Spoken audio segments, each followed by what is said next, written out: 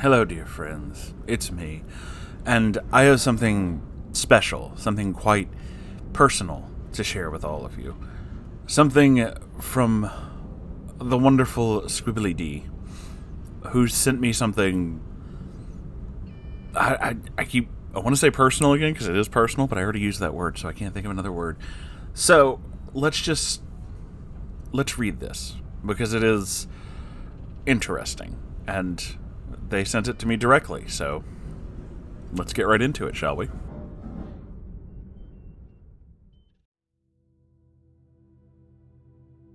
Hello. I've been marinating something for the last few days, unsure of when to be ready, or I'd be ready to say it. I wanted to write a personal aside for you and those in your channel, something that isn't going to be posted, but just for you guys. It occurred to me that I might never feel like I'm truly ready to say it, mainly because I was worried about how authentic it would come across. So, I'm just going to ignore those impulses and give you what's been going on in my head.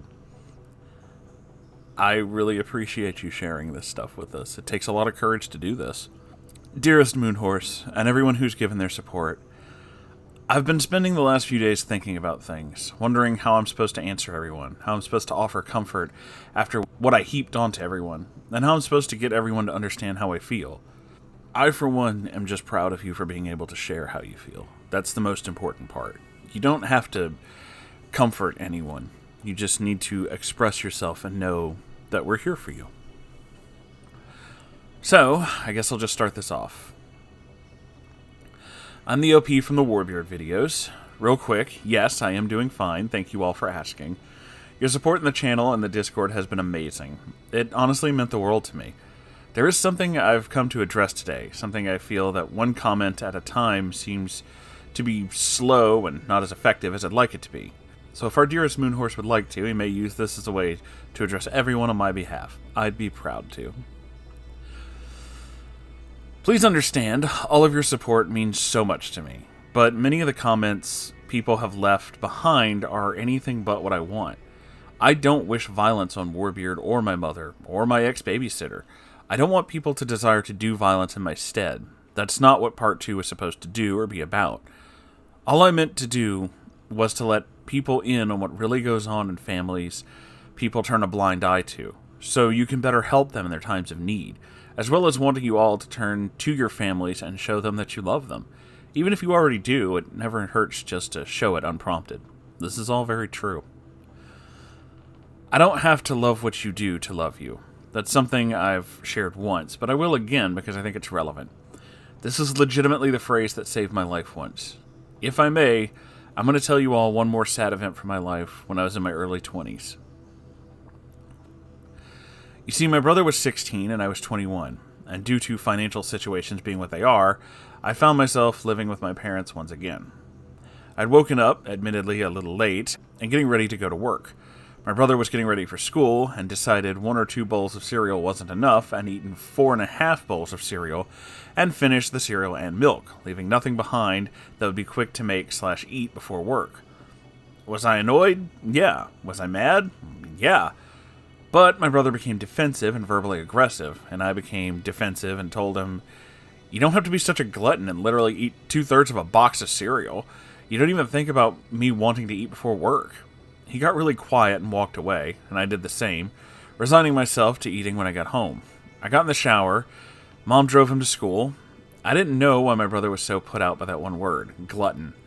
And where I'm aware it was wrong for me to say it, and I do feel bad that I did, I don't think I earned the repercussions.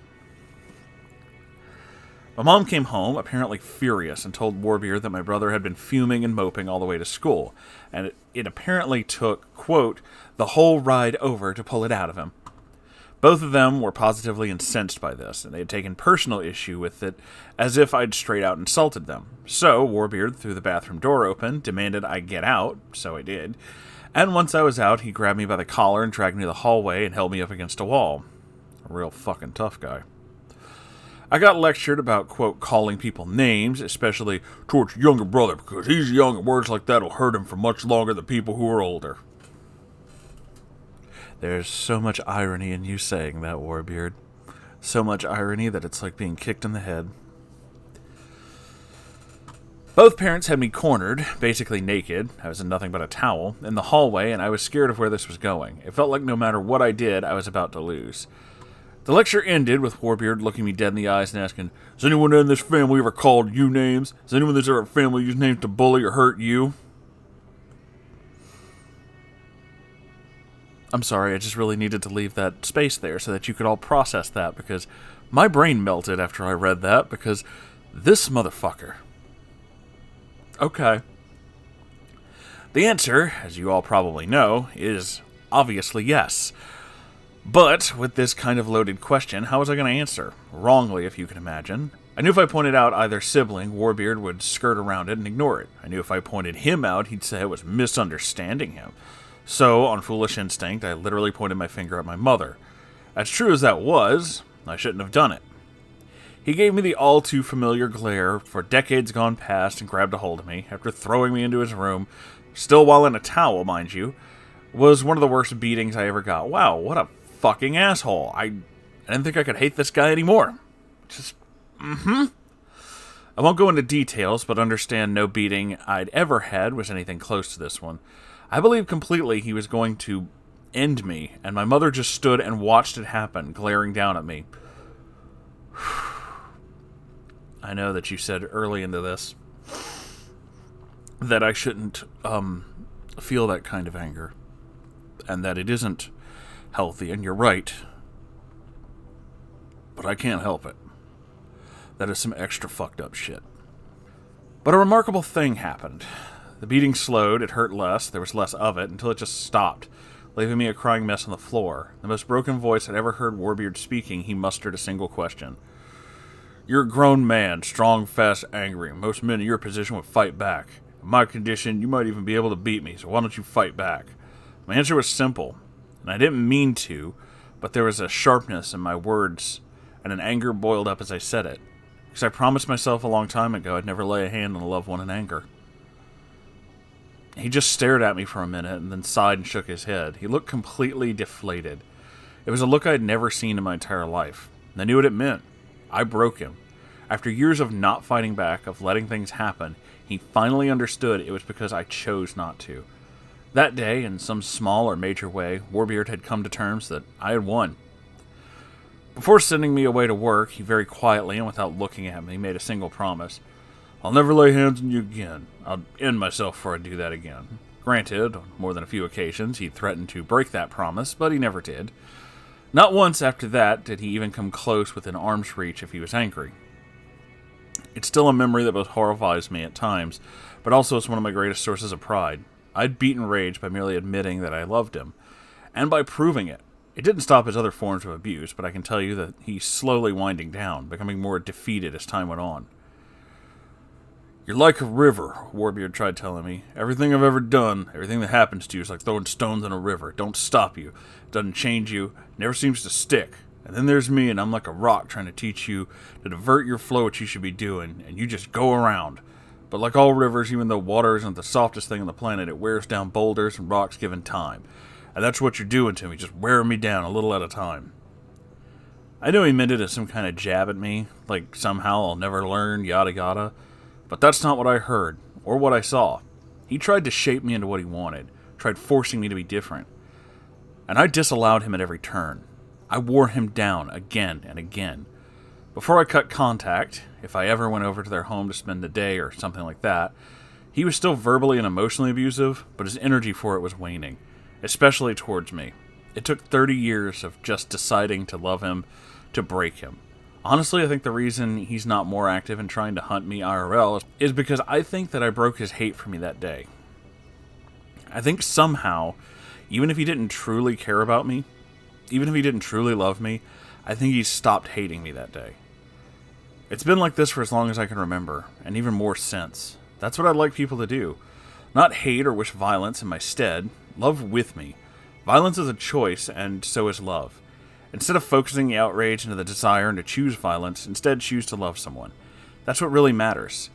Violence and hate cause problems, but when you choose to love someone, even people you believe don't deserve it, all it does is solve problems. I don't know how else to put it. Please don't hate on my behalf. Just be good to one another, and don't turn a blind eye to a child or a family in need. That's all I ask. Stay strong, and I love all of you. P.S. I'm currently 32, Moonhorse. Oh, so I am older than you. I was born November 8th, 1989, at 2 in the morning in a small town in South Dakota, while the whole family watched the 70s Batman TV show on television. Oh, wow. A place I may yet return to one day with my wife, and maybe one day with a child, who will never have to wonder if I unconditionally love them. Though I've never met you, I love you, Moonhorse. Be the strongest person you know how to be. Love, Marissa.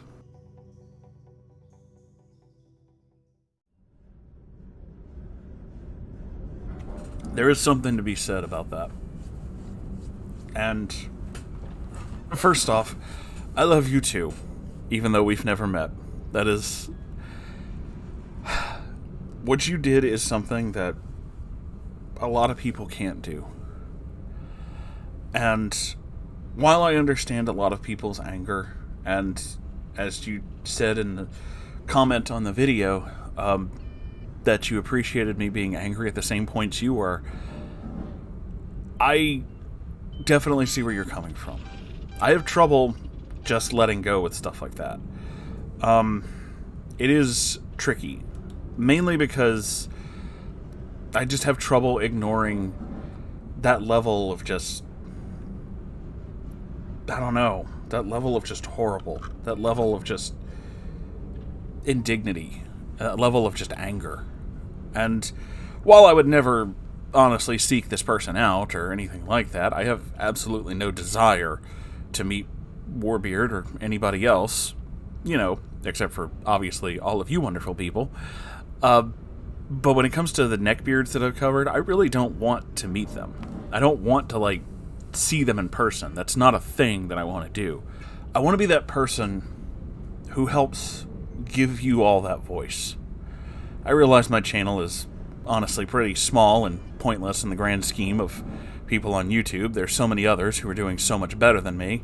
But I like being the one who just says things, being the one who can reflect your anger, being the one who can feel that indignation, that need to tell this story, and that want for justice and for, in some cases even revenge.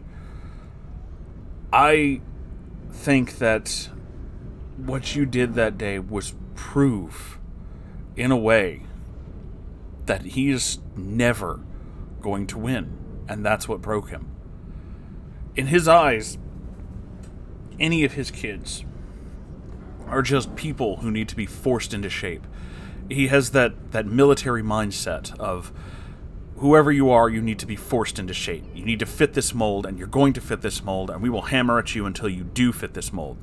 But the difference is that the military mindset of you fitting that mold is not forcing you to fit into a mold because it's what they want. It's trying to help you fit into that mold because it's the thing that'll keep you alive.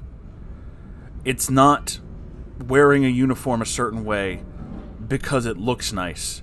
It's wearing that combat uniform a certain way so that you don't end up hurt or dead. There's a difference. Warbeard did not do that. For him, it was about control. It was about power. It was about dominance. Because people who have incredibly petty outlooks on things like that, who are incredibly controlling, cannot fathom somebody simply not doing as they command. You didn't do as he commanded. No matter how hard he tried, he failed. If I can, express anything, I'd say that you did the thing that most people can't do. I mean, I gotta be honest with you, myself included. I don't think I could have endured all that and not done something, not fought back in some way. But that's just the kind of person I am. But what you did was the correct answer. What you did was to let it just pass, to be better than him. He wanted that anger. He wanted you to be mad and then be forced into shape. But you didn't do either one. You wouldn't let him have that. And now he knows that he simply can't. And the fact that not only did you rise above that, become better than that, and then move on to have a much better life, a much better family, and a much better world to live in than anything he could have created, at some point, in some place in his mind, he has to know that he's lost. He'll never own you.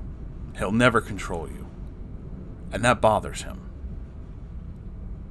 But considering all the things that he did and all the stuff that you've talked about in your stories, I know that it's not your way of doing things, but my way, fuck him. He got what he deserved. He tried to make you into something you're not. He tried to do that by forcing you, by abusing you, and by being horrible to you, and he failed. His pathetic attempts at control failed. He got exactly what he deserves. It takes a lot of bravery to share stories like this. And even if, I'm just some rando on the internet, I am proud of you, as I'm sure everybody else here is too. You're a wonderful person, and don't you ever, ever forget that. That's going to be the end of it for this video, kids. I love you all so very, very much, and be safe out there, okay? I'll see you in the next one. Goodbye, everybody.